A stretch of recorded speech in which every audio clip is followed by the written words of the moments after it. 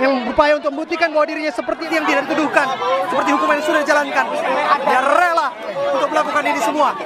Dia rela untuk melakukan ini semua untuk membuktikan kepada publik yang ada di luar sana yang menyaksikan bahwa dia sesungguhnya tidak seperti yang dituduhkan. Assalamualaikum warahmatullahi wabarakatuh. Selamat datang di Jejak Spiritual. Sumpah pocong sejak zaman dulu sudah ada. Namun sumpah pocong dalam Islam itu tidak ada. Sumpah pocong yang dalam Islam disebut dengan al-yamin atau al-hilfu atau al-qasam memang dikenal dan ada landasannya baik dalam Al-Quran maupun hadis Nabi Muhammad SAW. Adapun sumpah pocong sebenarnya hanya tradisi lokal Indonesia khususnya yang berkaitan dengan tata cara sumpahnya, sedangkan dari isi sumpahnya itu bisa saja tidak bertanggung jawab dengan ketentuan syariat Islam. Dua macam penggunaan sumpah dalam Islam. Ya, jadi sumpah pocong ini mendekatkan kepada kesyirikan, ya. Sedangkan dalam Islam itu alif lam mim. Dalam Islam mengenai penggunaan atau pemakaian sumpah ini secara secara garis. Saya menggarisbawahi besarnya itu ada 3 macam, ya. Jadi sumpah bukan sumpah pocong ya. Sumpah yang tertinggi itu ada 3. Ada macam-macam, yaitu pertama sumpah di luar pengadilan, ya.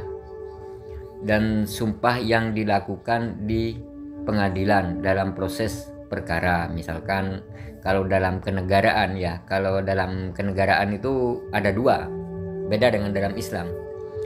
Jadi yang 2 macam itu kalau sumpah di pemerintahan ya dalam Islam mengenai penggunaan pemakaian sumpah ini secara garis besarnya adalah 2 macam ya.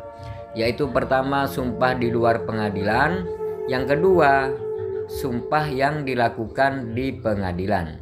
Dalam proses perkara, sumpah jenis pertama bisa dilakukan orang-orang ada kalanya untuk menyangkal ya ketidakbenaran yang disampaikan dikatakan oleh orang lain atau untuk menyelesaikan perselisihan. Kadang-kadang juga sumpah itu diucapkan untuk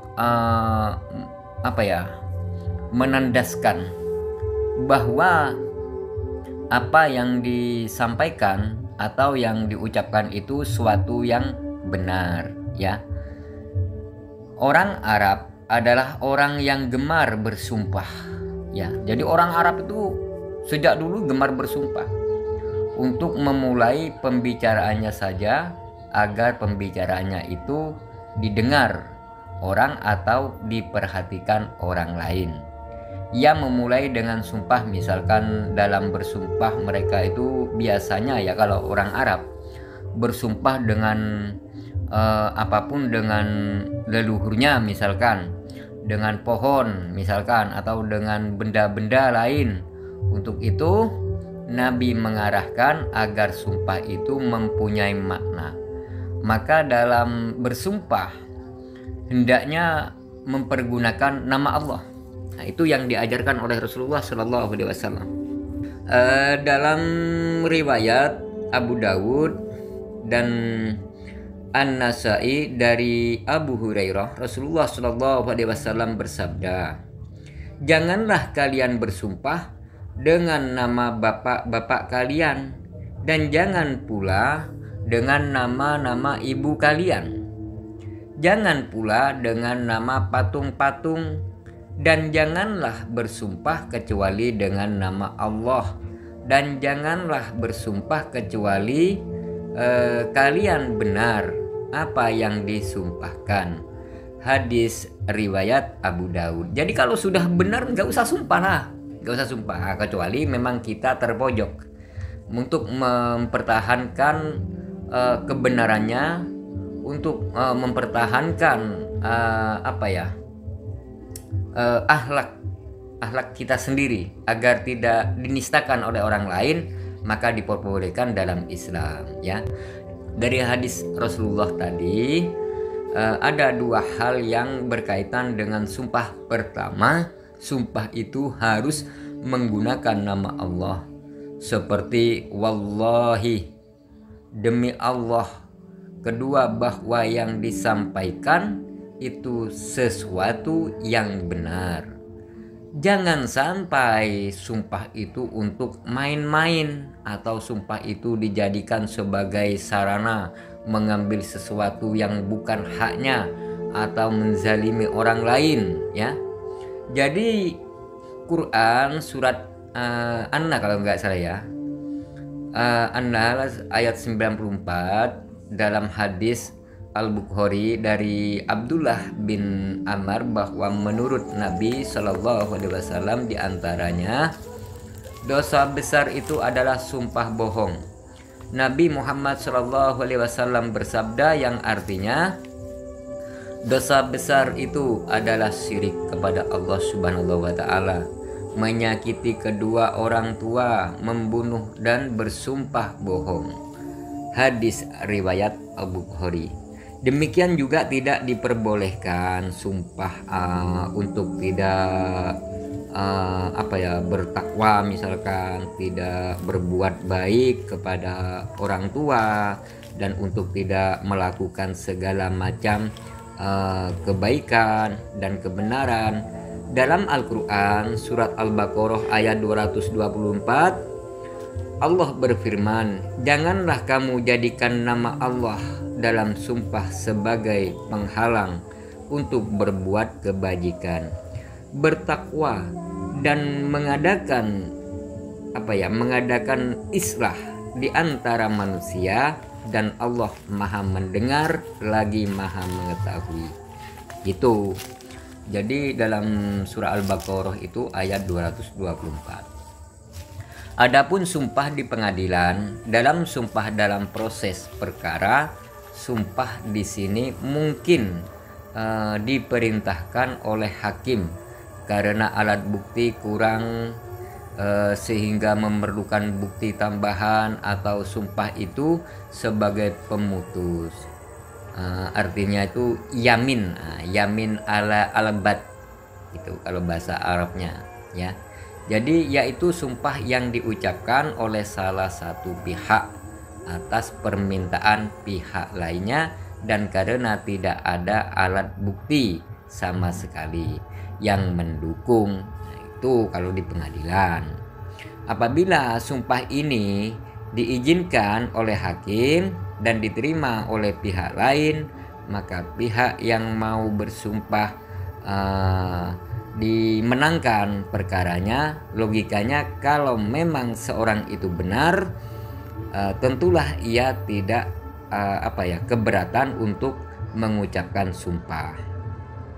Nah, kalau hukum sumpah pocong berkaitan dengan sumpah sebagai cara untuk menyelesaikan perselisihan, dalam Islam membolehkan menyelesaikan perselisihan dengan sumpah yang dilakukan di luar pengadilan. Mengenai sumpah pocong sendiri, dilihat dari caranya, sumpah ini adalah sebagai tradisi orang Indonesia, ya. Dalam Islam tidak dikenal model yang namanya sumpah pocong atau sumpah semacam ini. Sekalipun isi sumpah pocong itu mungkin tidak bertentangan dengan isi sumpah pada umumnya, seperti menggunakan kata-kata demi Allah, dan materinya itu sesuatu yang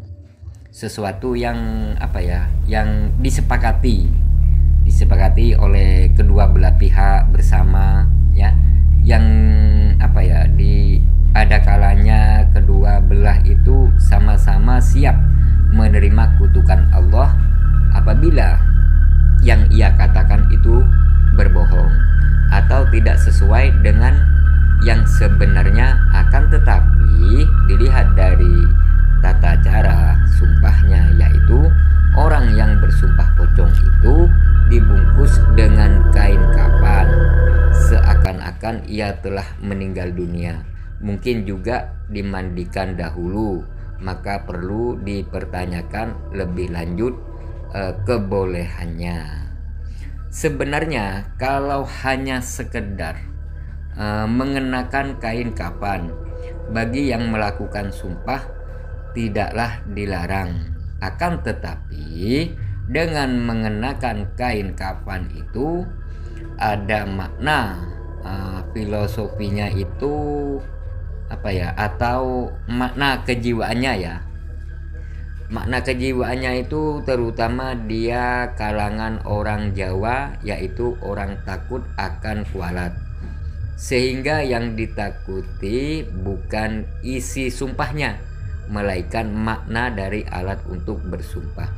Apabila ia diterima berarti ada pengikisan iman, karena orang bukan takut pada Allah tetapi takut kepada orang lain. Dalam ajaran Islam hal demikian tidak diperbolehkan supaya orang tidak jatuh kepada perbuatan syirik. Oleh karena terkandung maka demikianlah jejak spiritual berpendapat sumpah pocong itu tidak boleh dilakukan. Oleh karena itu janganlah digunakan model sumpah pocong, tetapi gunakanlah cara biasa. Adapun mengenai isi sumpahnya dengan tetap memperhatikan prinsip-prinsip sumpah di atas, maka boleh saja sumpah yang isinya saling mengutuk atau siap menerima kutukan Allah Subhanahu wa Ta'ala. Sumpah pocong pun isinya ada yang mencantumkan sama-sama siap menerima kutukan Allah Subhanahu wa Ta'ala. Gitu. Kalau yang hukum mubahalah dalam Islam itu, hukum mubahalah itu di dalam Islam sumpah demikian dikenal dengan istilah mubahalah, yaitu sumpah yang berat karena sama-sama siap menerima kutukan Allah Subhanahu wa Ta'ala. Demikian dilakukan untuk mempertahankan keyakinan masing-masing pihak yang bersengketa setelah dicari cara pemecahannya, persediaannya, dan tidak ada yang mau mengalah. Misalkan dalam perselisihan itu menganggap sama-sama berada di pihak yang benar, lalu bersumpah biarlah Allah Subhanahu wa Ta'ala menurunkan kutuk laknat kepada siapa yang bertahan pada pendiriannya yang salah. Maka itu tidak mungkin ya, pasti terjadi kutukan Allah itu pada pihak orang yang bersalah. Inilah yang dimaksud dalam firman Allah Subhanahu wa Ta'ala surat Al-Imran ayat 61, siapa yang membantahmu tentang kisah Isa sesudah datang ilmu yang meyakinkan kamu, maka katakanlah kepadanya, marilah kita memanggil anak-anak kami dan anak-anak kamu, istri-istri kami dan istri-istri kamu, diri kami dan diri kamu, kemudian marilah kita bermubahalah kepada Allah dan kita minta supaya laknat Allah ditimpahkan kepada orang-orang yang dusta. Itulah keterangan di surah Al-Imran ayat 61. Menurut riwayat ajakan mubahalah itu diajukan Rasulullah SAW kepada utusan, kalau nggak salah di zaman Rasulullah itu namanya Najran ya, Najran. Jadi Najran itu yang mempertahankan bahwa Isa Al-Masih adalah putra Allah, tetapi mereka tidak bersedia. Nah, selain didasarkan kepada ayat 61 surah Al-Imran, landasan kebolehan sumpah yang isinya siap menerima kutukan Allah dalam Quran surah An-Nur ayat 24 dan ayat 6 sampai 9 mengenai li'an. Jadi li'an itu yaitu suami yang menuduh istrinya itu berbuat zina tetapi tidak mempunyai saksi kecuali dirinya sendiri, sementara istri pun menolak tuduhan suaminya itu. Maka cara penyelesaiannya ialah dengan cara bersumpah sebanyak 5 kali, dan diantara isi sumpahnya siap menerima kutukan Allah Subhanahu wa ta'ala. Lalu suami bersumpah 4 kali dengan nama Allah bahwa ia orang yang benar, dan sumpah yang kelima menyatakan bahwa ia siap menerima laknat Allah apabila ia berdusta. Istri juga bersumpah 5 kali. 4 kali sumpah dengan nama Allah bahwa suaminya itu berdusta, dan sumpah yang kelimanya bahwa ia siap menerima laknat Allah apabila suaminya benar.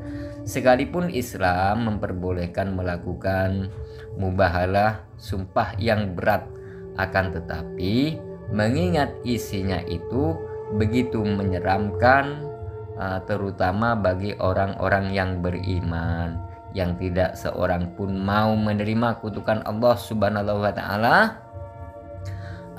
jejak spiritual mengusulkan agar mengingatkan maksud saya agar dalam penyelesaian kasus sebaiknya menghindari cara penyelesaian dengan menggunakan sumpah seperti yang viral saat ini, sumpah pocong ya. Jadi pengadilan itu untuk apa didirikan di Indonesia, Mahkamah Agung ya. Jadi bisa diterawai ya oleh negara-negara tetangga ya.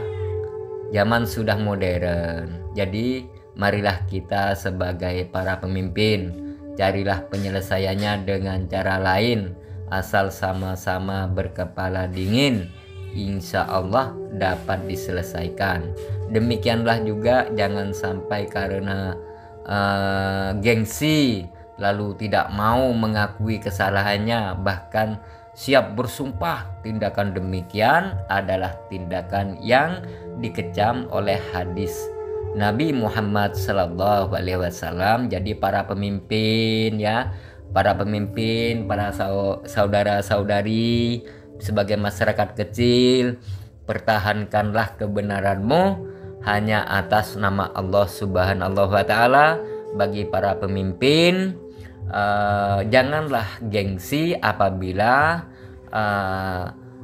bersalah. Jadi akuilah kesalahannya sebelum diazab oleh Allah Subhanahu wa ta'ala. Demikianlah yang saya sampaikan sebagai jejak spiritual. Semoga ini membawa manfaat kepada banyak umat dimanapun berada. Dan saya akhiri sampai di sini dulu. Wassalamualaikum warahmatullahi wabarakatuh.